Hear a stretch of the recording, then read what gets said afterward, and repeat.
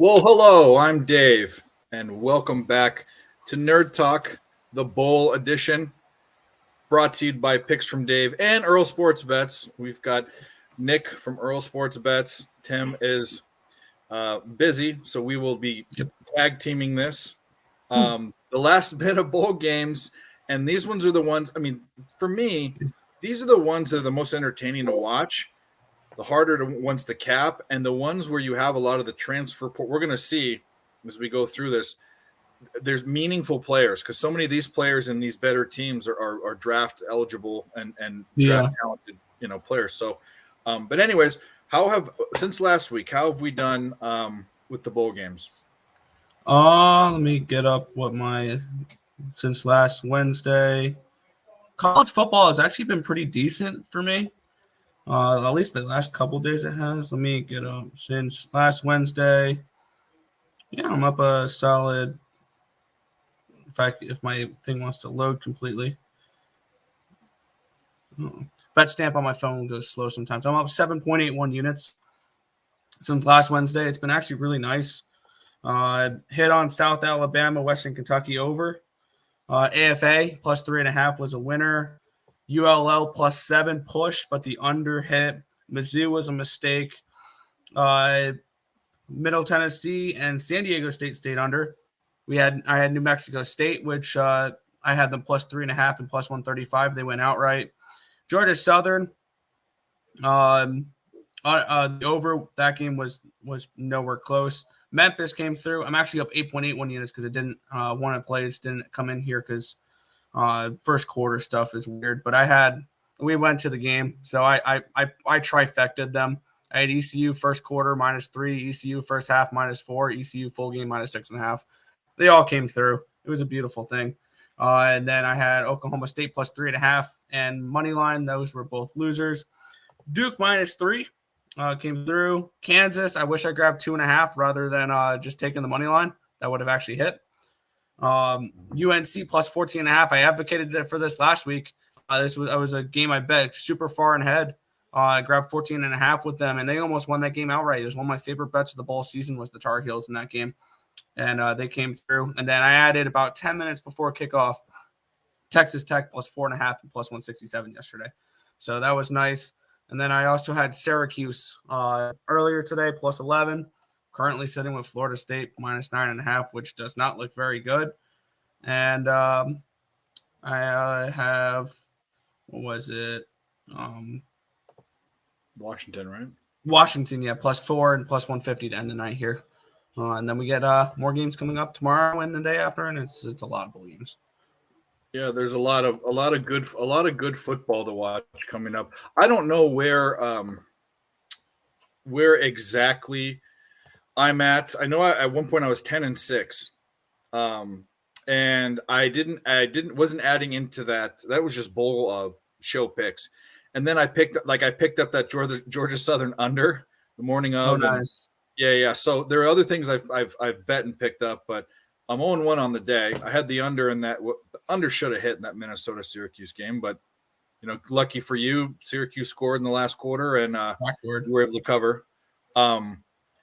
I wanted to play Florida State in this game that's on right now. I didn't, and I have Washington State. Washington Huskies. Well, yeah. Sorry, Washington, not Washington State. Washington. They could win outright. They're just. If Penix has his game, or Penix, however you say his fucking name. Penix, yeah. Yeah, they could roll over Texas.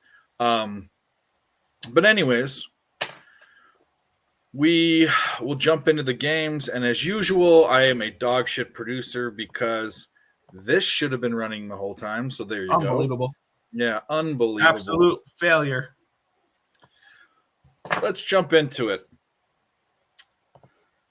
Duke's Mayo Bowl. By the way, that's a Southern Mayo, right? Because I only know Best Foods Hellman's. That's like the number one. But people this one is in Charlotte. I want to say this game is in Charlotte. No, I mean the actual mayonnaise. It's like Duke's Mayo is it is a more Southern, like top tier.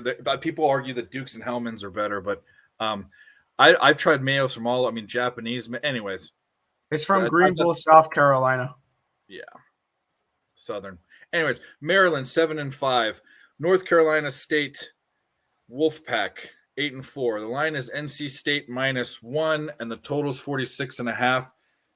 Where did this open up at? Let's get to the right page, Dave. This opened up at -1.5, so the line hasn't moved that much. The total opened up at 45.5, so up a point.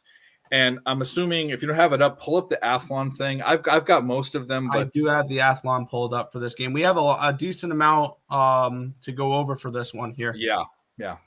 All right, we'll start on the side of the Terrapins. Quarterback Tuluya Tagovailoa was banged up at the end of the season, but played the season finale versus Rutgers. He's on track to start the bowl game. The Terrapins won't have receivers Jacob Copeland and Dante Demas or cornerback Deontay Banks, all for the NFL. Linebacker Ahmad Makalu entered the portal, and also receiver Raheem Jarrett added to the list of departures on offense by declaring for the NFL draft. So they'll be without a lot of offensive pieces in this game and a couple defensive players. But Tagovailoa will play in this one. On the other side, NC State has starting quarterback Devin Leary. He suffered the season-ending injury on the 8th, and he opted to transfer at the end of the season. Freshman quarterback MJ Morris missed the final 2 games. It's uncertain whether or not he will return for this bowl game. Starting center Grant Gibson is out due to an injury. Receiver Devin Carter won't play on this game as well. Offensive coordinator Tim Beck left to take the head coaching job at Coastal Carolina. Kurt Rupert will be calling plays for the Wolfpack in this game. Linebacker Drake Thomas plans to enter the draft, but is slated to play in this game. My initial thought for this game, my first initial thought was maybe grabbing a little bit of Wolfpack in this one. Potentially, I can see this this game feels like a home game for the NC State Wolfpack because this is in North Carolina. This game is playing at Bank of America Stadium in Charlotte. Looking at where the money's coming in on this game, 78% of the tickets are on NC State, 64% of the cash is on NC State, though. And this line opened up, or this line's been kind of at -1, or it opened up at -1, and it kind of jumped to +1, so it's crossed over that 0, which kind of does worry me a little bit. I don't know if I'm going to make a move in this game. Looking at the total, this one opened up around 45. It's gone to a 46, even though majority of the money and the tickets are on the under. 51% of the tickets are on the under. 64% of the cash is on the under in this game. Maybe that's suggesting maybe an over as I'm looking this game at 46. Probably that would be my lean in this one. I wanted to get to Wolfpack, the NC State Wolfpack in this game. Don't know if I'm going to pull the trigger on that one. It's a lean towards maybe an over in this game. So that's funny. I look at this and I want to bet the under, but I'm going to wait. So it's not an official play. Yeah. I'm going to wait. The reason why is for Maryland, the QB's hurt, whether he's playing or not. He's playing hurt, and that matters. A lot of people don't factor that in. Oh, he's playing, but he's playing hurt. Their top 3 wide receivers are out. So they're going to be a cornerback and a linebacker. So they're going to be relying on the run. We've got NC State, who's a stout defense, number 19 in the country, and they're a lot better versus the run. They also only score 22 points a game. So notwithstanding Maryland scoring a bunch of points, the under would be the play. Like I said, I'm going to wait. If I can get another half up to 47, I don't think it's going to go down. I think it's going to sit there or go up. And even if it sits there, I'm still going to take it. So I like the under. And I couldn't tell you who's going to win. I couldn't tell you who's going to win this game, where the motivation is for this game. I could give a shit about the side, but the total, the under interests me. I think the stronger play for me is NC State in this game. If I had to pick a side in this one, mainly, I mean, you mentioned it as well, and I mentioned it too. Maryland's is missing a bunch of their top offensive players, which I think will hurt them, and I think that NC State defense can shut them down a little bit here. The over was really more of a line read than anything else. Oh yeah, because this game, Matt, when you look at personnel and all that, should go under.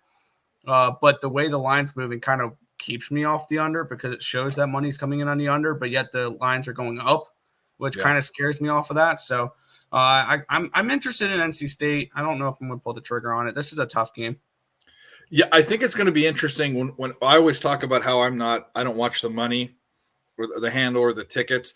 I think where you should and where it's going to be the most accurate it's ever going to be accurate are big games like college football, playoff games, and Super Bowls. That's where, just like the lines are more accurate, there's more attention that's paid to it. So I'm going to be interested in that when we get to it. But for this one, it seems like neither of us are too enthused about it. Just to have action in the game, I'm probably going to move on to NC State, just because I've been betting every game just to pick a side or a total. I've been trying to find some way of action to every single game. I think the only one I didn't bet was that Jackson State NC Central game. I think I've bet every other one, though. Cool. All right, on to very fitting, something that belongs in a bowl. Tony the Tiger Sun Bowl. I know where this is. This is in El Paso. Pitt 8-4 versus UCLA 9-3. UCLA minus 7.5 point favorite, but the line opened up at 4. The total's at 54. We'll go through all the injuries.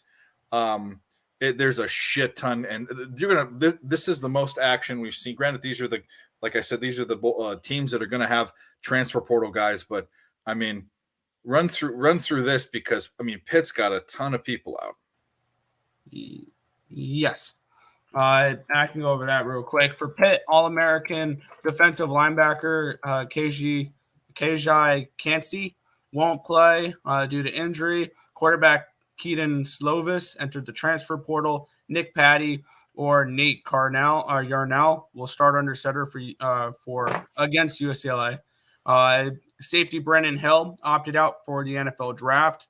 The Panthers won't have Deaslin Alexander, linebacker Sir Vokier Dennis, and running back Israel. I don't even want to try to pronounce this name. Boniconda for this one, as all three opted out for the NFL draft. Starting right tackle Gabe Huey won't play as well in this game. However, starting guard Marcus Minor plans to depart for the next level, but is slated to play in this game.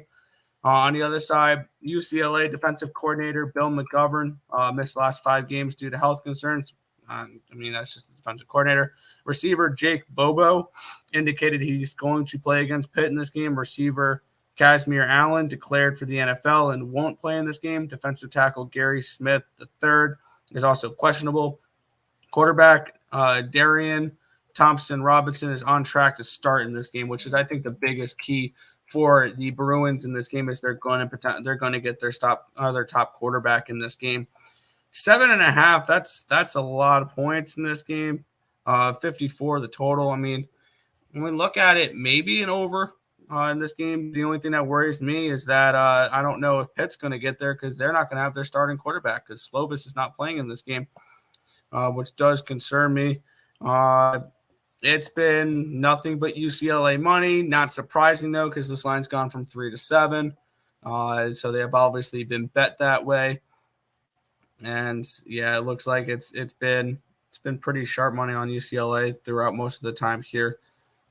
Just low amount of tickets on Pitt, maybe because we're getting over 7 and a hook. That could be an interesting side now.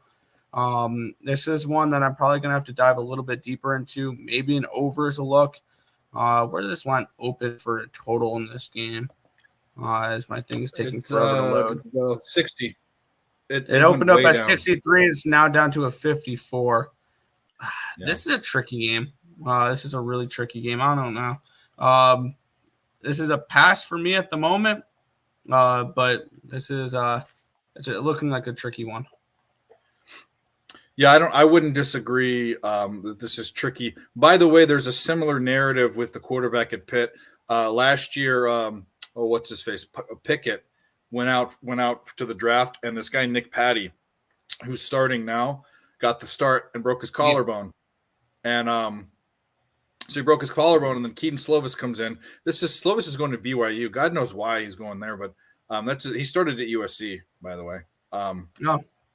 Anyway, he's big for their team. He's a good quarterback. Here's the thing in this game for me: if DTR is hot and isn't hurt, usually it's going to crush Pitt. Problem is you don't know if that's going to happen or not. And I don't want to lay 7 and a hook. If this was 6.5, I'd probably take it. Yeah. I'm out for this game. The totals dropped. Who knows how to bet the total dropping that much? Granted, it definitely has to do with Slovis being out, but is he worth 9 points on a total? Yeah, exactly. And the one of the best wide receiver for UCLA is out too, going in the draft. So I don't know. This is a pass for me. I lean UCLA, but they have if they care. Oh, this is another thing. Their first bowl game in 5 years. So if these guys come out motivated and DTR comes out to play and he isn't hurt because he got hurt bad. He was playing hurt in that USC game. You could see it on his face, and he had some guts in that game. So lean UCLA, not betting it. Yeah. Do we think Nick Patty would be good enough to cover a 7 and a hook? I don't know. We don't know. Like, what you do is if you look at a backup, there is one game here that like the third or fourth string quarterback's playing. He hasn't had a snap in his career. That's where you kind of look and say this guy stinks.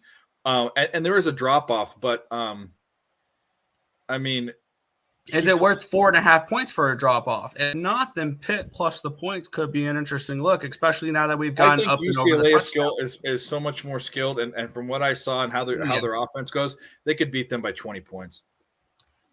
Maybe this is if we want to back UCLA instead of laying 7 and a hook. Maybe look towards a team total because I think offensively. You know what I wrote here? I wrote here maybe UCLA TT. I wrote it down, so I forgot. Maybe that's the way to get involved with this game because I don't know how much Pitt truly contributes. Yeah. And I know I keep flip-flopping back and forth, but this is kind of like a brainstorming game for me because this one I haven't looked too much into. But yeah, I'm leaning. Yeah, team total. I wrote that down. You see my sloppy writing. Where is it? Yeah. Maybe UCLA TT. Anyways. All right. Next game. There was the Tax Act Bowl. Now there's a Tax Slayer Bowl. These insurance companies, man, advertising. Tax Slayer Gator Bowl. Notre Dame 8-4. South Carolina 8-4. Notre Dame's a 3-point favorite, and the total is at 50.5. It opened with Notre Dame as a 5.5 point favorite, so it's coming back down towards South Carolina, and the total opened at 3 points higher at 53.5. Some interesting things in this game.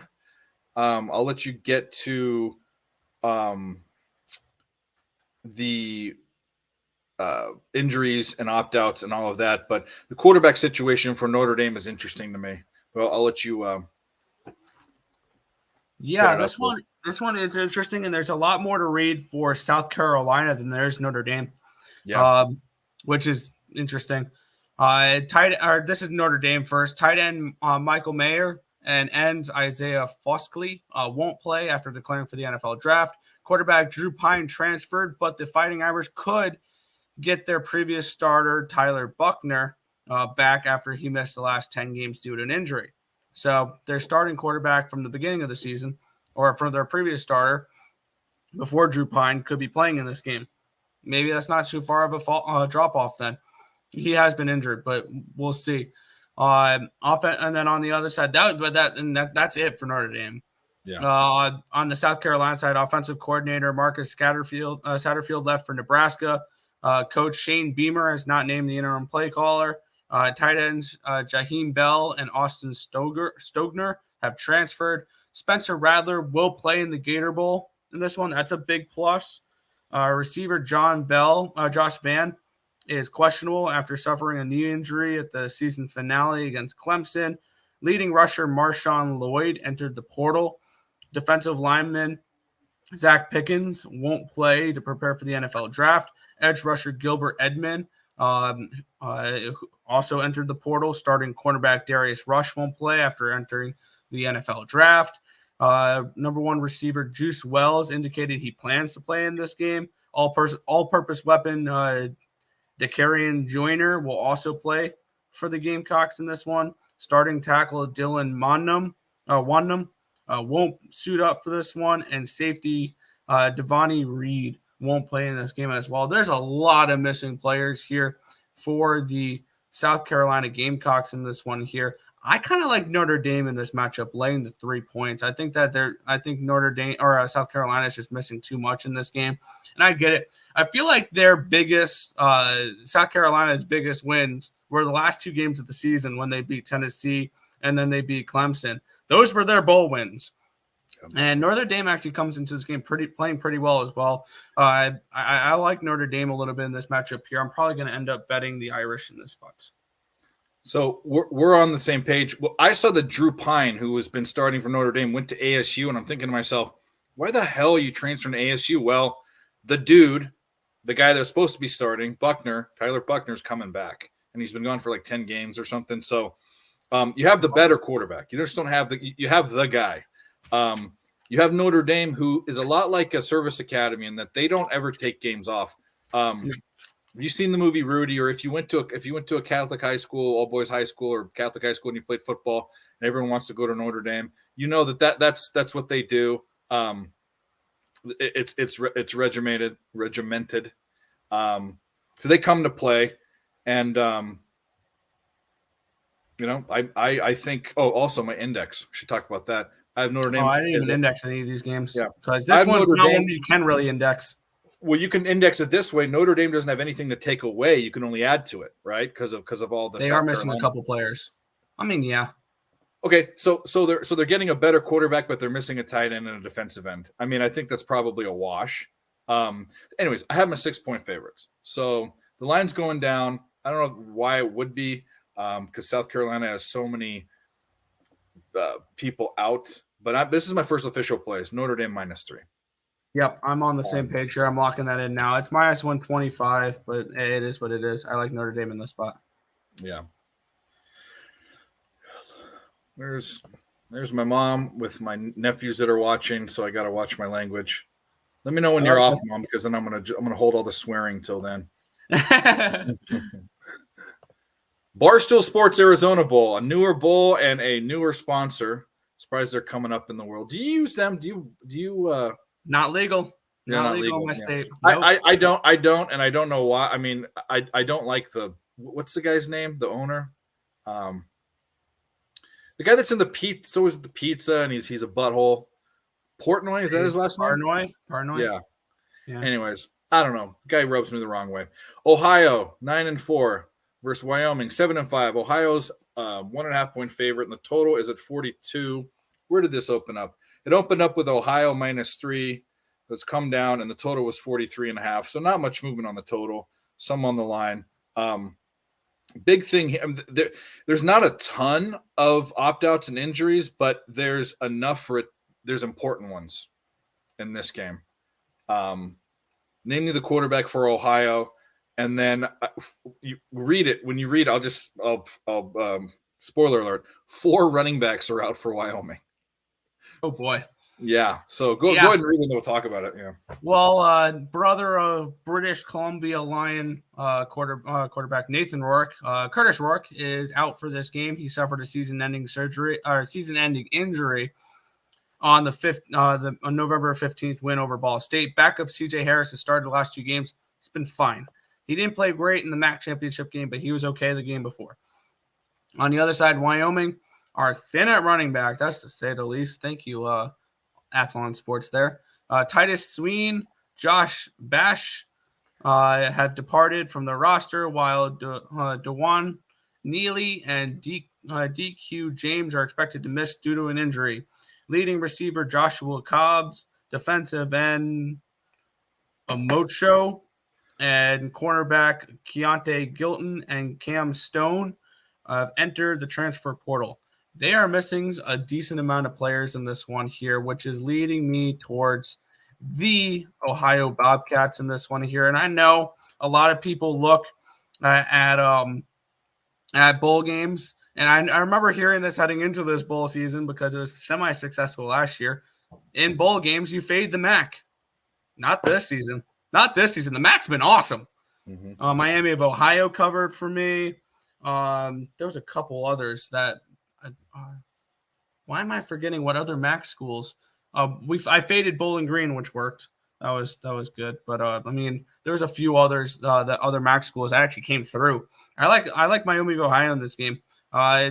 if this was, I feel like Wyoming's one of those teams where you back them in Laramie, you don't really back them anywhere else. So I'm gonna be on the Ohio Bobcats in this one, the best team from Ohio. The best team from Ohio. As I say that spoiler, I'm gonna be on Ohio State later. So Buffalo played. Who did they play in a bowl game? They just played. Oh, they Buffalo played Georgia Southern and they won outright. Yep. Who else It's was been there? fade the Sun Belt. It's been fade the Sun Belt, not fade the MAC. Miami of Ohio was in a bowl game. Toledo was in a bowl game. They covered Eastern Toledo, Michigan. Toledo won, but they didn't cover. Eastern Michigan won outright as a dog. Yep. So yeah, it has been the year of the MAC, sort of. I guess you could say. Here's the deal with Curtis Rourke, brother of the other Rourke. Can't remember his first name. Nathan, who is going to be the savior of the fucking Vikings, apparently. No, that's what you didn't see that thing that they're giving him a workout. Yeah. The guy's a CFL quarterback. The guy went to Nathan Rourke also went to the Ohio Bobcats. And by the way, Curtis Rourke is going to break all of his records. Anyway, he's a better quarterback. So, but the backup started the last 2 games, has a win and a loss. He can run. First game he ran for 3 touchdowns, threw for 1, ran for 3. Wyoming's a run first team. All the running backs are out. They're probably going to be starting some like tight end or some guy that's a fullback or some backup quarterback or receiver as a running back. So they're going to have problems. They lost their last 2 games. Their last game they scored 0 points. I would lean the under, but this guy that's starting for Ohio, the quarterback, he's capable of running for points. So I like Harris. He's not bad. Yeah. At 42, I mean, it could be like a 35-10 game or 35-13. So I'm on Ohio. This is another big star. Let the line keep dropping. I'll bet it again, but I will bet it now at -1.5. I got it. I got a 2.5. If you don't want to lay the 2.5, you can grab -140 on the money line. So that's still a reasonable price. Yeah. I think they win by at least a touchdown. I think so as well. This Ohio Bobcats team has made me money this year. They're definitely a team I was looking to bet in a bowl game as well. Granted, this is a little bit of a travel spot for them. It is for a little bit for Wyoming, but it is closer for Wyoming than it is Ohio, obviously, in Arizona here. Yeah. 1 second while I do a little update to this thing that I noticed. All right. Next, we'll go on to where we finally get into some really good teams. The Capital One Orange Bowl, Tennessee 10-2, Clemson 11-2. Clemson is a 6-point favorite, and we'll get to that why that is, because that would not have been the case, and it would have been the opposite probably in the regular season. And the total is at 63.5. Where did this line open up? Let's turn the page. The line opened up at 4. 6.5. Oh, it did? Yeah. 4. Wow. I bet it early, and I got a bad number. It might have gone up and down, but I'm going by what it said on covers. But either way, it's 6 right now, and the total hasn't moved. Some very, very meaningful, some meaningful opt-outs, some meaningful injuries that are going to affect this game. Starting with Tennessee's not going to have Hendon Hooker, and they're not going to have their top 2 wide receivers. So right out the gate, you can kind of see why the line's where it's at. Yeah. And this is one that I bet early. I got 6 and a hook, but I laid it with Clemson here. Let's take a look at what is going on with this game. Tennessee quarterback Hendon Hooker is out for the rest of the season. He suffered a knee injury against South Carolina. Receivers Jalen Hyatt and Cedric Tillman, 2 of their top receivers, declared for the draft and will not be playing in this game. Hyatt was a first-team All-American and won the Biletnikoff Award. Best wide receiver in college football this year. He's not playing in this game. Starting tackle Darnell Wright declared for the NFL draft, but declares that he's going to be playing in this game. And Byron Young is also leaving early for the next level, but will suit up in this game. Linebacker Jeremy Banks opted out of the Orange Bowl. On the other side, this is probably one of my favorite parts about this game that made me like Clemson so much. Kate Klubnik's going to be playing in this game because DJ Ungavagale, however the fuck you say it, he transferred. Klubnik replaced DJU, in the ACC championship win over North Carolina. DJ transferred to Oregon State. That's going to be interesting to see next year. He's got the pieces around him. They should be a pretty decent team in the Pac-12. A handful of the Tigers also lost a handful of players to the portal, though, including running back Kobe Pace, defensive back Fred Davis, and receiver E.J. Williams. Receiver Bio Collins is out for the year with a shoulder injury, and Clemson defense will be without two key players, Miles Murphy and Trenton Simpson, in this one here. But I think Clemson is the better overall team, and I think there's a huge quarterback advantage here. Even I think they should have started Klubnik game 3. We saw DJU was not who they thought he was heading into Clemson, and Klubnik, from the very limited we've seen him, runs this offense really well. And even though Clemson's going to be missing a couple players on offense, they still got Shipley, their top running back, playing in this game as well, which is a huge plus. So I really like Clemson in this game. I don't see Tennessee really being that competitive in this game. I laid 6.5 with Clemson early. But it's a 6 now. I would take it at a 6. Absolutely. As long as you're getting lower than a touchdown with Clemson, I think they win this by at least a touchdown, if not double digits. Yeah, this is a tough one for me. By the way, DJ Ungava, whatever his name is. I knew he was bad last year. I watched him when he played, and this year I wasn't high on him, and I don't think he's gonna. Oregon State, I don't think he's gonna be. I mean, if Chance Nolan or him, I'd probably take Chance Nolan. But anyway, I don't know if Chance Nolan's a senior. He just got hurt. Anyway, for me, I have Tennessee, a healthy Tennessee, as a 5-point favorite in this game on a neutral field, which means there's 11 points of value. Granted, you have a Heisman Trophy candidate and a Blindikoff. I mean, 3 of the top offensive players in the country gone. So where's the offense going to come by? And I know Clemson always has a loaded defense. Yeah, they rebuild, they don't reload. It's true. They reload, they don't rebuild. Yeah, other way around. Yeah. The problem is I can't lay this many points against. I know Tennessee's talented too. It's not a game that I'm betting. It's just too odd. I would lean taking Tennessee with the points, but where are the points for Tennessee going to come from? I don't know. It's a tough game. And the total at 63.5. What are they saying? That's kind of strange too. What are they saying? Where are the points going to come from? Where, Clemson has a good defense. Are they going to all come from Clemson? It's confusing to me. Both of these, the line and the total, really confusing. I think maybe and the problem with an under in this game is, even with Hayden Hooker out, this Tennessee team plays at a ridiculous pace. That total represents the rapid pace that Tennessee plays with. Yeah. So, well, it's a pass for me, but it would have been a lot more interesting if the opt-outs weren't there. That's for sure. But yeah, this would have been a great game if we had Klubnik and Hooker and all all the top guys. That would have been much better. All right, on to the next All-State Sugar Bowl. Alabama 10-2, Kansas State 10-3. Bama is 6.5-point favorites.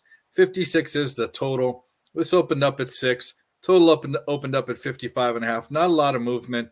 Bama has 3 wide receivers, I believe, and I'll let you read it off, that are going into the draft. And Kansas State has no opt-outs, I believe. So we'll start with that. But another interesting game to sit and look at. Two interesting teams. Bama shouldn't be there. KSU should. Neither of these teams should be there. Bama should be in a playoff game, and Kansas State shouldn't be playing Bama, period, in a bowl game. But anyways, start with Bama because they've got some dudes out. Yeah, a couple transfer portal players. Javon Cohen, Trayshawn Holden, Aaron Anderson, and one of my favorite Alabama players, JoJo Earl, will be out for this game. Or I don't know if they entered the transfer portal. So there you go. Quarterback Bryce Young and linebacker Will Anderson will both be reportedly play in this game. So Bryce Young is going to be playing. We'll get into that in just a second. Receiver Malik Nose for the Kansas State Wildcats, and cornerback Boyedo were injured in the Big 12 championship game, but should play in this game.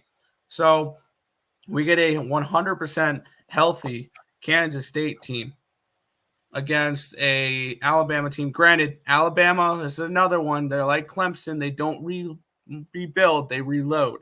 So depth is not a problem with them, with the players that they're going to be missing in that is going to be heading through the transfer portal. And looking at this spot for me, can I ask? I don't know. Can you? Looking at this spot for me, Alabama was one of those teams when they did not make the college football playoff. I had their name circled and bolded and all that. I want to fade the fuck out of them in the bowl game. I really do. And here's the thing with Will Anderson and Bryce Young. These are two top 5 projected, if not top 2 projected draft picks in this upcoming draft. There's no way in fuck they're playing a full game. Not going to happen. They may get their last little hurrah. Maybe they do a drive or two. Maybe they do a half. They're not playing the full game. I just want to mention that. I truly believe this team is not, Bryce Young and them are not playing the full game.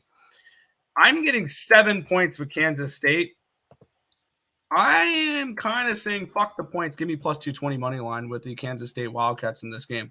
This is one of those spots where I love Kansas State. I feel similar to them than I did with North Carolina when I gave them out last week, getting the points.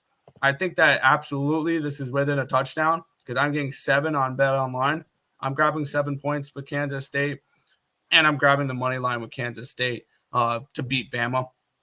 Now, this one's kind of interesting. I don't know if you need to bet Kansas State now because my guess is you'll see some public money coming in on that Magic A. So I think maybe if you're lucky, we could see 7 a hook on game day morning, potentially. I'll probably bet this tonight, that being said. But I think Kansas State wins this game outright. Yeah, this one is another tricky one. The problem is I lean the other way, even if both Bryce Young, what's the wide receiver's name? He's been out for Joe Earl. Yeah. No, the guy that was hurt. They're gonna be receivers. Oh, and Aaron Anderson and Trayshawn Holden. They're missing 3 receivers. There's a receiver that's coming back. There's a guy that's coming back. I'll pull it up. I don't have his name then. He's their dude. Let's see. Maybe I'm thinking of someone else. Anyway, doesn't matter. I think their talent, probably, Bama's got to be the deepest team in college football. Yes. And Kansas State, granted, had a great year, but they rolled through a weak conference. I'm going to talk about TCU too coming up. This is a team that should be in the call. A team that lost in the last part of the game to LSU and Tennessee. That could be undefeated. Granted, there's no one on this planet more than anyone that wants to see Alabama lose. Texas and Alabama. Those are 2 teams I want to see lose every game. But I do respect, and I don't respect Steve Sarkisian, or Matthew McConaughey or any of the other freaking Texas jokers that are out there. But I do respect the best college coach to ever coach the game, Nick Saban. And if I'm going against Nick Saban, I have to be compelled. Like taking Texas with 21 points the first game of the season in Texas. That's like, okay, that's just open up your wallet and let me steal all your money. But this isn't the case. I could see both things happen. I could see Bama blowing the fucking hinges off the door with a backup quarterback. I could also see a narrative where Kansas State keeps it close and covers. Yeah. There is some interesting movement in this game because when we look at the cash in this game and when we look at the tickets, this one actually has a pretty significant sample size really to go off of. The cash is split 50-50 in this game on Kansas State and Alabama. Seeing the tickets are 78-22 in favor of Alabama. No surprise here. The public is all over the Crimson Tide. That should come as no surprise in this game. Of course. And this is a game that, like I said, money watching probably matters. Yeah. I don't think this hit 7 and a hook. I think actually now looking at the way this line's moved, I don't think this hit 7.5 because the money is pretty even.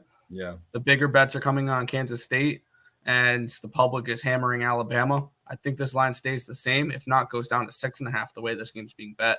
So I'm actually going to grab 6. I'm going to grab 7 tonight here with Kansas State and plus 220. If that's true, if that's the number of tickets, if the tickets are there and the money's even, well, I guess you don't know. There could be some Bama money that comes in and slams it, but probably. But I think it's going to be public Bama money if we do get money in the morning, and it's going to be just, oh, Alabama's playing today. Let's bet them. Yeah. And to be completely honest, do they give a fuck? This is not a playoff game. Do they give don't, a fuck? But there's also another point of this for this team, and I think I always think of that too. There's another point in that if they lose to Kansas, I mean, this becomes a really embarrassing. Granted, here's the deal: this was not by anyone else's standards, but Bama. This was not an embarrassing year. They lost 2 games to 2 really good teams at the end of the game. They only lost two. Yeah, exactly. Only lost 2 games, and they're playing in a major bowl game. But on the other side, they lost 2 games in a year they were supposed to be undefeated, supposed to go to the college football championship. If they lose to Kansas State in the bowl game, this isn't something Nick Saban does. That's why I don't think that narrative is good for this. I think they're going to want to play. I think maybe some of the guys that are battling to start too don't want to get on Nick Saban's bad side because Nick Saban does not want to lose this fucking game.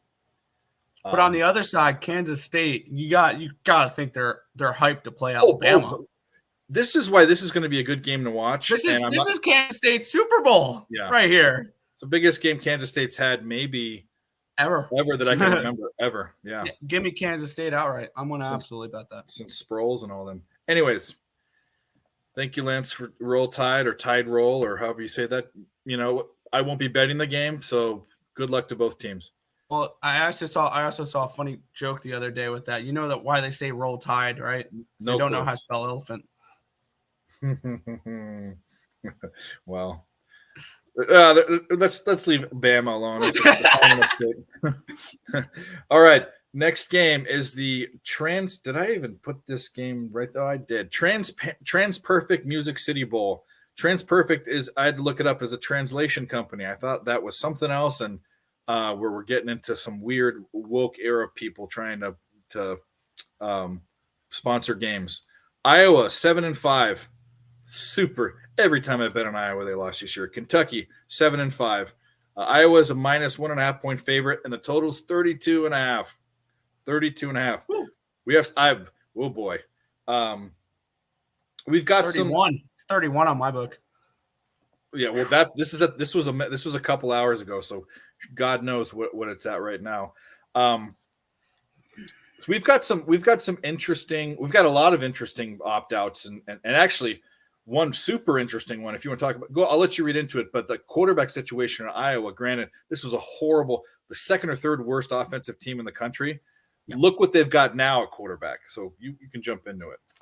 Yeah, I think offense is going to be at a premium in this game, but I actually did bet this game early. I will say that. This was one of the first games I did bet, and it was because of, we'll read off the Kentucky side first. Wildcats will have an interim play caller because they dismissed Rick Scangarello. Quarterback Will Levis and running back Christopher Rodriguez Jr. both opted out for the NFL draft, 2 of their biggest offensive pieces. Starting cornerback Karen Valentine and also declared for the next level and won't play in this game. Linebacker Jordan Wright has indicated he will suit up in this game. On the other side, Spencer Pedras is out due to an injury, and backup Alex Padilla entered the transfer portal. So it would be a third-string quarterback, Joey Lebas, in this game, favored to start. Receiver, Keegan Johnson, linebacker, Justine Jacobs, and running back, Gavin Williams, will enter the enter the portal, my bad. Kevon Merriweather opted out to prepare for the NFL draft as well as starting safety. Iowa's a team that is going to dominate defensively. And as low as this game is, I can't touch an over. You can't touch an over in this game, can you? 17 you asking me already? Yeah, I mean, can we touch an over in this game? I'll just go into it. These are 2 teams that have good defenses. Kentucky has a good defense too, and they don't score many points either. Kentucky, you didn't say it, like offensive coordinators out, the QB's out, and the running back's out, and the running back's a dude, and their QB's a dude too.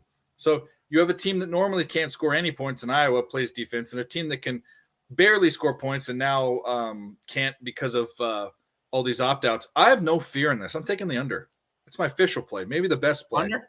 Yeah, go for it. This game is 17-10 or 13-6 or some stupid, like Iowa probably doesn't. There, I might try to find a bet where Iowa not to score a touchdown. Like, oh wow, they were horrible this year. Every time I watched them, I thought something would be different. It's never wrong. Michigan laying 10 points, smashes them, like, or whatever, it was 7 points. It was 10 points. I got 10 points. I still couldn't cover it.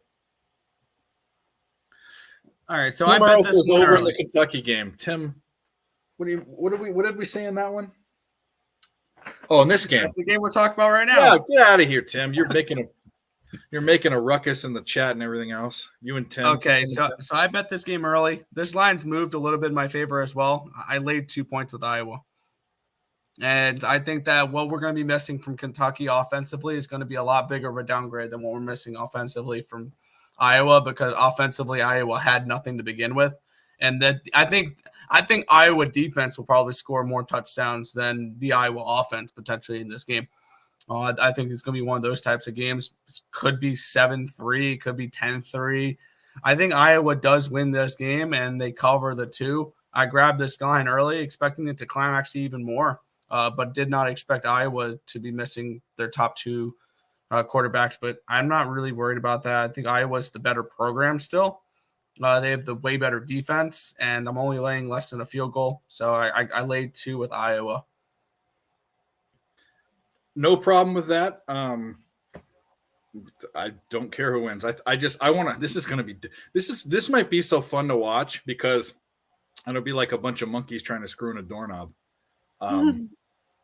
It's going to be low scoring. I mean, Iowa almost scores less. I mean, they give up 15 points a game. They only score 18. Kentucky, I think they score 20 or 24 and give up 20, something like that. I should have wrote it down, but these already are low-scoring teams. They're not going to have any of their dudes, and I'm why am I feeling this one stupidly goes over? Like, this is a 20-17 game.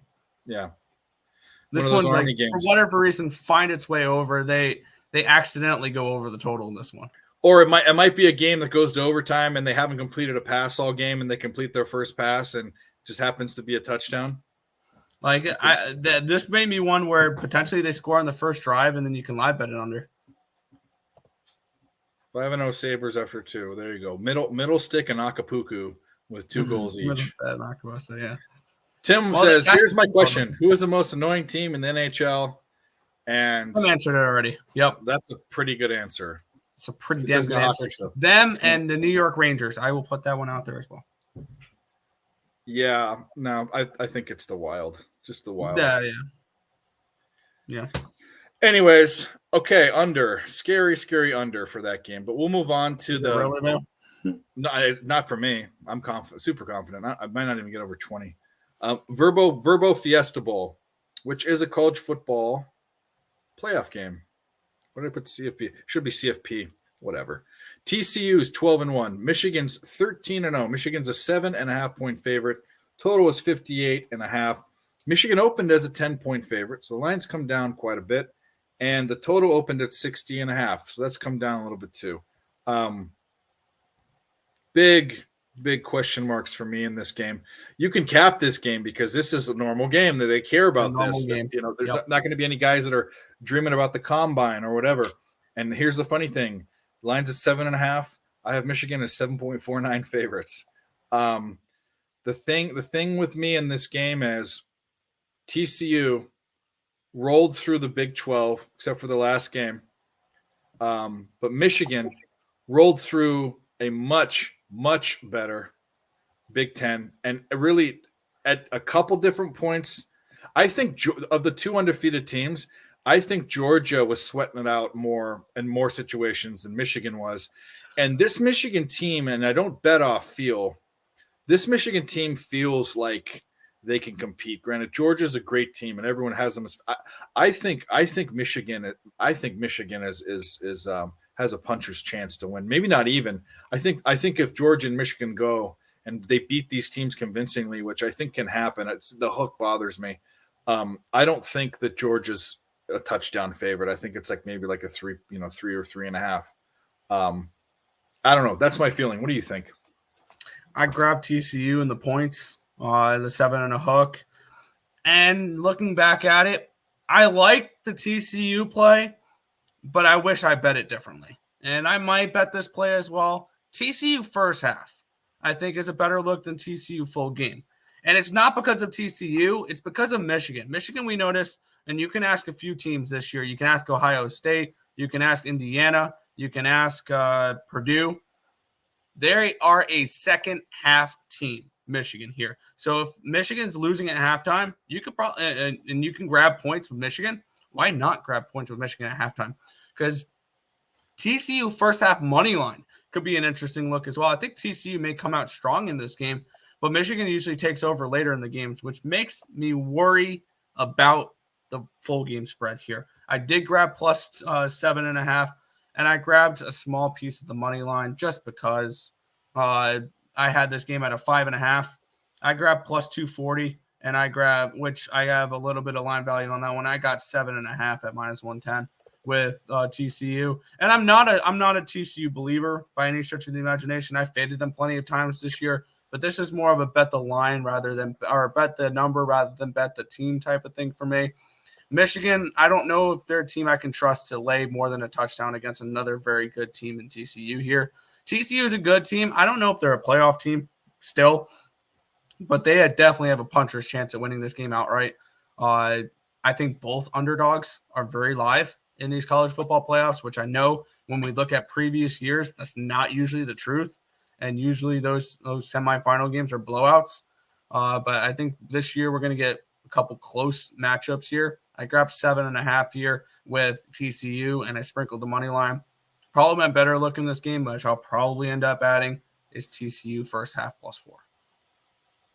Yeah, the reason why I think Michigan's so much better than they are, and the only reason why I'm not betting it is the hook, is because of their defense. TCU plays in the Big 12, the conference that doesn't play defense. And Michigan's one of the best crushing defenses in the country. There's just a weird feel to this Michigan team. It's going to be interesting. I think the next game is the other playoff game. Yep. I think definitely the dog is live. And this one, I don't think so. Good on TCU for having the game they did or the season they did, but they're just coming up against competition. I think is too good. But we will see. Next game, the Chick-fil-A Peach Bowl, the other playoff game. Ohio State 11-1, Georgia 13-0. Georgia's 6.5-point favorites, and the total's at 60.5. Where did this open up? It's at a 63. The total. Is it? Was I looking at something else? If you look on covers, their lines are off sometimes. Yeah, well, they're not. I was looking at. I was looking at the game. I don't know what I was looking at. 62.5. Anyway. And I'm not looking at the total in this game anyway. I'm leaning Ohio State, and I have Georgia as 2.5-point favorites on a neutral field. I haven't pulled the trigger. I don't know why. I'm just going to do it officially. I'm going to take Ohio State in the points. I think Ohio State's a really good team. I think Georgia played really well, but there were times like against was it Georgia Southern that was threatening them? Some really bad. Kent State. Kent State. There was a couple different times where not so good teams. I should have gone back and researched this bad capper, but they were under threat of not looking so great. They also played in an SEC that the main players weren't as good as they were. Like for instance. Tennessee, not usually a great team. LSU is usually a lot better. LSU came on as of late, but they played a weaker SEC, I think, and they didn't play and they didn't play Alabama, if I'm not mistaken. They did not play Alabama this year. So So I think Ohio State, Michigan's, a tough deal there, but Georgia isn't as good as people think. My index says it, my eye test says it, and I think Ohio State, they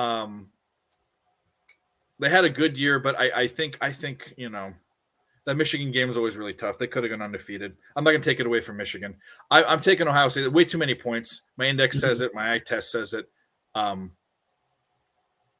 Ohio State's been here many, many times. Not with this coach. Well, granted, he was there. Did they win? Did he win one, or was it Urban Meyer that won one? I think that was was it? I can't remember. The year with Elliott? It was the year with Elliott. And they were a 4 seed. They were a 4 seed. Yeah. Anyways, but they've been there much more. They've been there more than Georgia has. Georgia just this past 2 years have been good, and they have that crushing defense. But I think this will be interesting. But I'm on Ohio State. I've said enough. Yeah. By the way, I want to touch back at one thing because we didn't mention who is not playing in the goal on these games because there are injuries we still have to worry about. For Michigan, Blake Corum is not going to be in this game. He suffered a season-ending knee injury against Illinois. And edge rusher Mike Morris did not play in the Big Ten championship game. His status remains uncertain. TCU side, there's nothing. For this game here, we do have some interesting news. Receiver Jackson Smith-Njigba is out for the year due to injury. Running backs Treveon Henderson missed the last 3 of the 4 games, and Mayan Williams were banged up at the end of the season. Williams was able to play against Michigan and should suit up for the semifinal. Henderson is going to be missing the rest of the year. Starting right guard, Matt Jones missed the Michigan game due to injury. We don't know his status in this one. On the other side, receiver Ladd McConney, offensive lineman Warren McClendon were injured in the SEC championship game. Their status for the college football playoff is uncertain. The Bulldogs have played most of the year without receiver A.D. Mitchell. He returned for a few snaps at the end of the season. Could be an interesting factor they mentioned there.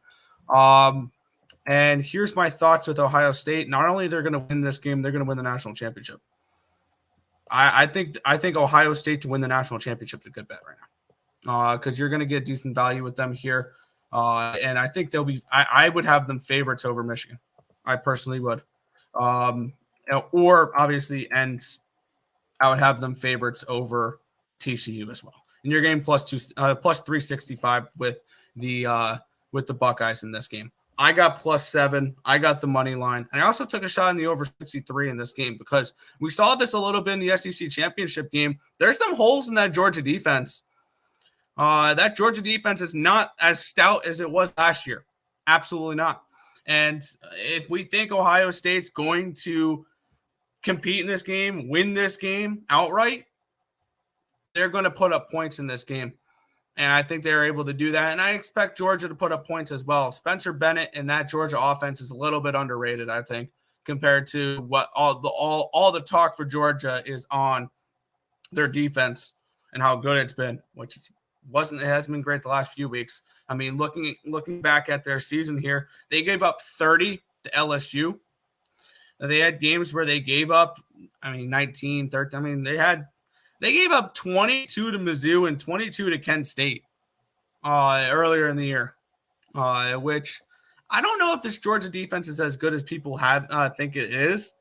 And with the holes that they have, I think a little bit in that defense, Ohio State, I think, can capitalize in this game. I love Ohio State in this matchup, not only with the points, but outright winners in this game. And take a shot with them to win the national championship as well, because they will be favorites over Michigan or TCU. And if they get their hands on Michigan again, especially after what happened in Ohio State a month ago, they're going to beat Michigan. So I think that I had this game lined at a 3. So give me Ohio State plus a 7. Give me Ohio State outright in this game. I think they may be the better team. I don't know. It could be, but 6.5 is too much. And boy, if we get Ohio State, Michigan, what could be a better? That would be an awesome championship. It'd be the best ever. Because those fuckers hate each other. That's a real rivalry. I'm not just talking about a lot of the real rivalries you don't get are good teams. Like Auburn, Alabama's like they go down and poison like 100-year-old trees and stuff. One guy got arrested for there's this row of trees, and I forget which school, and the other school, Auburn, Alabama, some guy poisoned them and killed him and got arrested. Yeah, but Michigan, Ohio State, they don't like each other. No, that'd be all awesome. Right. Yeah, it would be awesome. It'd be kind of like the bitter rivalry of Coastal Carolina and East Carolina. It would be like if UNC played Duke in the NCAA championship game. Yeah. Yep. It'd be awesome. Or USC Notre Dame from like 30 years ago when it mattered. Okay. Next bowl game, the ReliaQuest Bowl. Mississippi State 8-4, Illinois 8-4. Line is Mississippi State favored 1.5. It blew through 0. Illinois was the favorite, and I don't know if that was before or after Mike Leach passed away. Rest in peace. Mm-hmm. But anyway, 46 to total. It opened at 44.5. There are some interesting things here. I'll let you go into it. I said one of them. The coach died. A well-liked coach, a good coach, kind of a revolutionary coach. What do they call it? It's not run and shoot. That was what it was before. The air raid. Because run and shoot was a precursor to air raid. He pretty much made the air raid offense in college, and he passed it down to people like Lincoln Riley, who played for him, who now does it in USC. So a big hit historically to college football. But I'll let you get into the other aspects of the opt-outs and injuries. To be completely honest, I almost said the hell with capping this game. I don't give a fuck what the number is. Mississippi State by 1 million. Like, honestly, I wrote that down. Literally speaking, I don't even need to cap this game. Yeah. I'm taking Michigan. I'm taking Mississippi State regardless of what the number is, regardless of who they're missing, regardless of who's missing on Illinois. Yeah. They're going to rally behind Mike Leach, and I feel so bad for Illinois because they're going to get the brunt for it. But here we go. Defensive coordinator Zach Arnett was promoted to head coach after the tragic passing of Mike Leach on December 13th. Steve Spurrier will call the plays for the Bulldogs on January 2nd. Standout cornerback Emmanuel Forbes declared for the NFL draft. Safety Jackie Matthews also declared for the NFL draft, but declares to play in this game. Leading receiver Ra Thomas and running back Dylan Johnson have entered the transfer portal. On the other side, defensive coordinator Ryan Walters accepted a job to become the next head coach at Purdue. Defensive backs Sidney Brown and Devin Witherspoon, both first-team All-Big Ten selections, have opted out for the NFL draft. Running back Chase Brown declared for the NFL, declared for the next level, and won't play in this game as well. I don't give a fuck about any of that Mississippi State money line in this game. Not a question. I'm the same way. I wrote down -1. It could be the money line. Either way, it doesn't matter. Mississippi State, they're I guess the biggest hits are they're missing their leading receiver. But Illinois, besides missing their defensive coordinator, is missing their top 2 defensive backs and their running back, the dude that was like money on Cab was betting his over yards prop every single game, and it was up at like 150. It was the guy's a dude, so they're missing some dudes. I think it was kind of for how things went. I think it was kind of a disappointing year for Illinois. I thought they were really going to be good, and they were good. And 8-4 is not a bad record, but there were like hintings that they could, win the Big Ten, and you'd be surprised at some of these idiots I listen to. But yeah, there's no question. I mean, I have Illinois as a 2-point favorite. I don't care. Mississippi State comes out and wins for Mike Leach. Wins, and maybe we're just gonna be a couple squares with this game, following a narrative. I don't give a fuck. Yeah, this is one game what I had at circle. Because I've been posting my cards the last few days because we haven't been doing a show. There's a show tomorrow. There's probably not gonna be a card posted on the community tab. There will be a show though. Oh, you post your card on YouTube community? On YouTube community, you need to be 1,000 subscribers for that. But yeah. I noticed that you don't anymore. You don't anymore. You don't? Oh, never mind. I think it's 500 then, or something like that. I don't know. I don't know what it is. I'm not at 500 yet. But anyways, I don't post enough, is what I'm saying. I need to post more on that fucking thing. But yeah, I've been posting cards the last few days in the YouTube community chat because we haven't had a show. Because we didn't answer the question. They went on vacation. We are on vacation. We went to Alabama for the Birmingham Bowl. which was For awesome. 1 day. Calm down. It was like 1 day, maybe 2 days. Yeah. We missed 3 shows. Oh, okay. Was Lenny doing? I have been watching him doing the game time decision. No, we haven't had that. We're gonna bring that back tomorrow. Yeah, Lenny. Anyway, all right. Next bowl game, which I don't even want to go over, but we will. Goodyear Cotton Bowl. Tulane 11-2 had a great year. USC 11-2 actually had a good year coming off 4-win year, but man, oh man, do I not care about this. USC -2 is the line. The total is 62.5. It opened up at SC -1.5, so it's gone up a half point. You can actually get a 1.5 with some juice some places, and the total has come down. I'll talk about this real quick because I already did it. The starting center and guard are out for USC. They're shuffling some people around. And then Jordan Addison, who was a Blindikoff winner last year, he's out. And then there's a linebacker that's out. That's it for USC. Caleb Williams is hurt, but he's still going to play. Yeah, but he's going to play. Tulane has nothing going on. No opt-outs. I don't think there's an injury, if I can remember correctly. And there's a lot of people, a lot of sharp people on Tulane, and I get it. USC probably, I don't know. I'm confused because for me, I wouldn't care about after not going to the Rose Bowl, after not, all you had to do is win one game and you're in. Granted, it was what team goes from 4-8 to the college football playoffs? Almost. That's incredible. They did have a good year. I just care about it so less. I just think that Caleb Williams and Lincoln Riley are kind of a different cut from a different thread. At least they might go out and try some trick plays. They're going to come out to play in some form or fashion. Caleb Williams is just that type of guy. And do I think they went? Tulane's a really good team. Tulane didn't play. They played a couple good teams. Who was that? Kansas State. They beat them outright, which was a really the biggest Kansas one. State. I'll go over what. Go over that. But my take on this, I'll just go for it. I like the over. These are teams that score points. SC doesn't play defense. 62.5 is nothing burger for SC. I like the over in this game, and I've been on a lot of unders this bowl season. Bowl season's been a lot of unders, which has been kind of interesting to cap. But looking at this spot here, I had full intentions on heading into this show and betting USC. And then I looked what the market's done in this game. And looking at who's going to be missing in this game. Caleb Williams has a significant hamstring injury, but he's indicated he will be playing in this game. He's not going to be 100%. Mm-hmm. Brett Nealon will be out for this game. Or he suffered an injury against the Utes.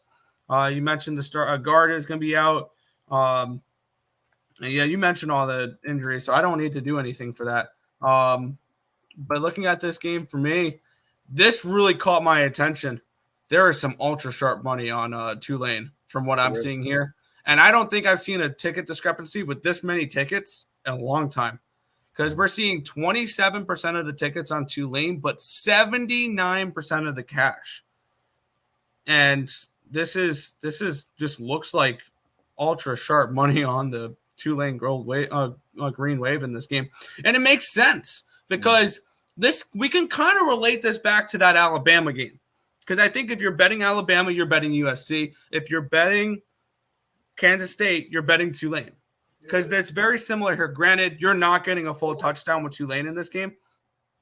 But with this game, it could be a who gives a fuck game for USC. It could be. It could very well be.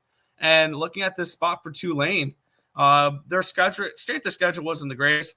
They beat UCF in the AAC championship game, 45-28. They beat SMU. They beat Cincinnati. They did lose to Central Florida in the regular season matchup. That was one of their 2 losses, and they lost to Southern Miss as their other one. And that was the week after they beat Kansas State, though. But they beat a couple teams that have played in bowl games. Cincinnati played a bowl game, SMU, UCF, Memphis, ECU, Houston, Kansas State, Southern Miss. They played a lot of teams that have played in bowl games this year. So maybe their strength of schedule is not as bad as we thought they were because a lot of these teams that they played did did have quality seasons. Yes, I saw that that game just went over the total. Yeah, looking at this spot for me, I think Tulane's the look, and I don't mind your overlook as well because I can see this. And I mentioned this plenty of times with USC. This is a playoff caliber offense, nowhere near playoff caliber defense, though. Tulane does have a good offense or a good defense, but can get scored on in this game because USC's offense is that good. But when we look at what Tulane did defensively this year, they were actually pretty good. They only gave up 20.5 points per game, which is 26th in the nation. This team was 11-2 ATS this year, an 11-2 record. This is the best season Tulane ever had, and last year they were terrible. So this dramatic turnaround. I like Tulane in this game. I had full intentions on betting USC, but I'm going to take Tulane in the over most likely. Yeah, I don't blame that at all. The thing is I think even if Tulane hasn't faced an offense like this, and even if Tulane wins, they're going to score over 30 points. Probably have to score closer to 40. And Tulane can do it, and USC's defense is Swiss cheese, and I've known that all season. And the fact that and that's ultimately what lost them a chance to go, and play in the playoffs was their defense. But good year for both teams by any standards. I'm just disappointed, and I'll be watching this game, and I won't have a bet on SC. I can't bet them here because the sharp money and the sharp look is Tulane, the green wave. The green booger, that's what they look like, their mascot. All right, next game. Cheez-It Citrus Bowl. Didn't we already have a fucking Cheez-It Bowl? This is the thing. I was reading about it. No, Cheez-It has their own bowl. Yeah, they have their own bowl. They sponsored this, yeah. And then they sponsored one. Greedy motherfuckers. But they have the money to do it. And Cheez-Its are good. So anyway, LSU. Yeah, by the way, are you Cheez-Its or Goldfish? Cheez-Its. By a mile. Of course. By a mile. There's more salt on them and they're bigger. Yeah, Cheez-Its. Big debate. LSU, you like 9-4. Bigger stuff in your mouth. Got it. We went over this already. LSU 9-4 against Purdue 8-5. LSU 14 and a fucking half point favorites. Wow. Total is 56, and there's a reason why. There's a ton of stuff going on in this game. Anyway, opened at -6 and 56. So there's been a 8.5 point line movement. LSU. I mean, it's like a book. If we want to start reading it, LSU has a ton of shit. There's so much to go over in this game. Yeah. We'll start it. Receiver Kayshawn Bouts will return in 2023 and is slated to play in this game. Cool. Jalen Daniels suffered an ankle injury against Texas A&M and aggravated the element, whatever. He aggravated it in the SEC championship game. It's unclear whether or not he will start or backup. Garrett Nussmeier will get the call on the second. Receiver Jack Beck entered the portal. Edge rusher BJ Ojulari entered the NFL draft and will not be playing in this game. Receiver Javarai Jenkins and cornerback Mekhi Gardner opted to prepare for the next level. Defensive tackle Jacqueline Roy declared for the NFL draft and leaving his status uncertain for this game. And Ali Gay is out for the Citrus Bowl matchup here. Whew. All right. On the other side, head coach Jeff Brom left to be the head coach at Louisville. Defensive coordinator Ron English followed Brom in that game to Louisville and won't coach this game. Offensive coordinator Brian Baum will work as the team's head coach. Starting left guard Spencer Holstage entered the portal. Top cornerback Corey Trice opted to prepare for the draft. Starting quarterback Aiden O'Connell and number one receiver Charlie Jones and tight end Payne Durham have all also opted out. Austin Burton is expected to start at quarterback with O'Connell out. Jones and Durham have big shoes to fill in this game. We don't know who, and it's going to be a lot to fill. Defensive linemen Jack Sullivan, Lawrence Johnson, and Branson Dean all entered the portal, however, indicate that all three will play on the second here. Good God, there is so much to go over in this game. And at the end of the day, with all the players that LSU is not going to have in this game, we're not laying 14.5 in this game. I'll take the double-digit dog in this one with Purdue. That's going to be my lean in this game. I don't know what to approach the total with, but this is dog or pass for me at the moment. I'll probably move on Purdue. Yeah, I don't. I'm trying to see. Granted, there's a lot going on. I don't see why the line moved that much. I mean, I know that top cornerback, great. Safety, great. Starting quarterback, that's a big deal. Aiden O'Connell is a big deal. I haven't gotten there yet, but I don't see how LSU can be a 14.5-point favorite because they've got people leaving too. Yeah. I'm not rushing to the window, but it's a dive in spot, and we have a little bit more time for you money watchers. You've got some time to look at this. Anyway, I don't have a pick in this game, but it's interesting, and this is where these games would be so much interesting with the real dudes in there. But anyways, let's get to the last one. We'll get up on and out of here. The Rose Bowl being played in the second, not the first, because it's on Sunday, and they don't want to compete with the NFL. I just realized that. Why aren't they playing on Sunday? Probably has something to do with that because the first is on Sunday. But anyways, is it? Yeah, it is. Today's Thursday, not Friday. Anyways, Penn State 10-2, Utah 10-3. Utah is a 2-point favorite, and the total is at 52.5. It opened at 1.5, so it went up, a little bit, a half point to Utah, and the total went up 2.5 points. These are two teams, and there are some. I'll let you read let's read the injuries because there are some. The tight end from Utah's gone. The dude, he plays multiple positions. There's some interesting stuff in this one. Yeah, we'll start on the Penn State side. Wide receiver Parker Washington missed the last 2 games due to an injury. Won't play in the Rose Bowl game after declaring for the NFL draft. Left tackle Aluf Fashanu missed the last 4 games due to injury. It's uncertain if he'll return for this game. Cornerback Joey Porter Jr. opted out to prepare for the NFL draft. Standout safety Jair Brown will play in this game. Center Juice Scruggs has declared for the NFL draft, but will play in this game. On Utah's side, running back Tavon Thomas was out for the year. Tight end Dalton Kincaid, who had 70 catches this year, when there was the dude, ruled out for the Rose Bowl game due to an injury. Corner Clark Phillips III, a first-team All-American by some outlets this year, won't play because he's going to the NFL draft. So they're not missing that much in this game. I think that Penn State's missing more in this one here. I kind of like Utah in this spot. I think Utah is a decent look in this game because they're coming in. They're feeling good about that they won the Pac-12 as well. So they're coming in with some momentum. And the couple times we saw Utah or Penn State play some decent teams this year, they got beat because they did play. They played the big boys of the Big Ten, and they got beat during those games. They lost 2 games this year, and that was to Ohio State and Michigan, 41-17 and 41-33. They covered against Ohio State. They did not cover against Michigan, but they were on the road against Michigan. They were at home against Ohio State. Looking at this spot for me, this is Ohio or nothing in this game. I'll probably look towards the Utes in this spot. That's kind of where my first thoughts are going here. I don't hate that. I don't have so much a pick on the side. I do on the total, and I like the over. We think of Utah on defense; they're great defensively, but they score 37 points per game. That's 10th in the country. And Penn State almost scored 36 points a game. Teams that can score. We watched Utah. Yeah, I didn't realize that about Penn State until I dove into it too.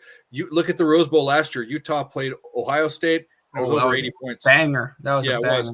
And they're capable of it. Granted, that Kincaid guy, he not only plays tight end, he plays on defense sometimes. He plays fullback. He's a real dude, but that's just one guy. So the total is at 52.5. Both these teams can score over 30 easily. So I'm on the over 52.5. That's great value with the Buckeyes. We agree. We both were on them. Yeah, I'm on them outright, and I think I'm probably going to bet them to win the national championship. Wouldn't hate it. I think there's value on that line. Plus, I want Michigan. I want. Not only do I think Michigan can do it, I want them to win, but I like this group, even though Ohio State's one of the old ones and Georgia just won. I like this group of playoff teams more than other ones. You know, obviously Alabama being in there. I would have liked USC in there, but they would have lost to Georgia. Yeah. Or Georgia. Anyway, I think Ohio State gives Georgia a tougher challenge than USC did. What? Of course, USC needs a defense, and this isn't a USC show, but if Cal Williams will be there next year, if they get some dudes on defense and transfer portal, they will be a contender. They'll be a top 10 team, obviously, and they'll be a contender. But let's do this. We got to recap because I got to get out of here. I just got beckoned. So I'm just going to go over what I'm on. I'm not going to put it on the screen because, as we all know, I am the world's worst producer. I am on Notre Dame laying 3 points against South Carolina in the Tax Slayer Gator Bowl. I am on the Ohio Bobcats against Wyoming in the Barstool Sports Arizona Bowl, laying 1.5 points. I am on the under 31.5 in Iowa, Kentucky, the no score bowl. I am on the no score bowl. I'm on Ohio State getting 6.5 points against Georgia in what should be a good game, college football playoff in the Peach Bowl. I'm on Mississippi State in the Remembering Mike Leach Bowl, Mississippi State -1. Yeah. I'm on the over in the Tulane USC Disappointment Bowl, 62.5. And I am on the over in the Rose Bowl. Utah and Penn State can both score points. Those are my official plays. I might be adding one here and there. I really do lean Tennessee and Bama, but we'll see how that goes. What about you? You want to go over what you're on or just post it later? I can go over it. By the way, it's 3-0 Washington. I'll go. I'm leaning NC State. Probably will bet them. I think I lean Pitt at this point, getting 7.5. Not sure if I'm going to bet that. I'm on Notre Dame. I'm on the Ohio Bobcats. I've already bet Clemson as well. I'm on Iowa. I bet Kansas State money line and getting 7 points.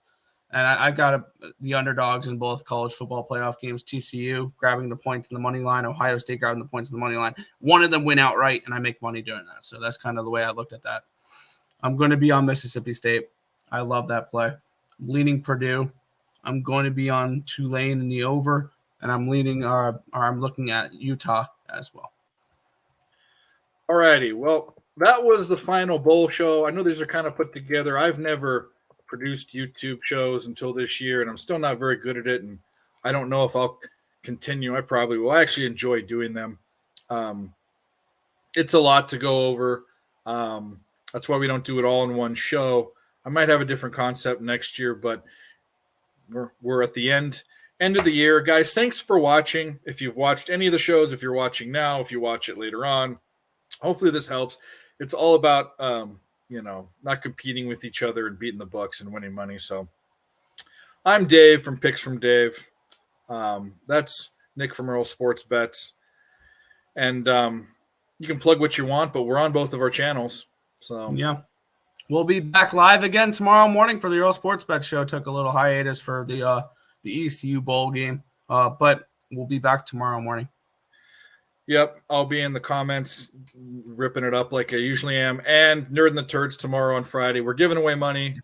Not many people are watching this now, but if you're watching it later and you watch the end of it, we give away money to people in the live chat. Literally just give it away.